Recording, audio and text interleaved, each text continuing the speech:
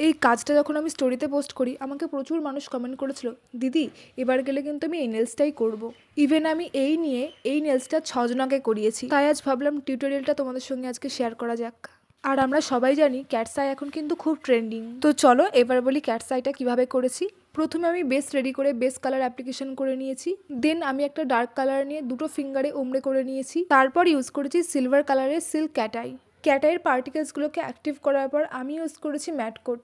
Mat coat দিয়ে cure করার পর আমি একটা ব্ল্যাক পেন্টিং জেল নিয়ে একটা রোজ ড্র করে নিয়েছিলাম মিডিল ফিঙ্গারে। দেন আমি ইউজ করেছিলাম একটা গোল্ডেন কালারের ক্রোম, যেটা ছিল বোল্ড বিড।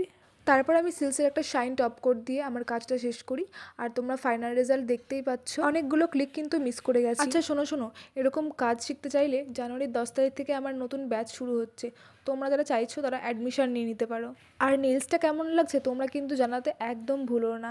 আমার ক্লায়েন্ট কিন্তু ভীষণ খুশি। Thanks for watching.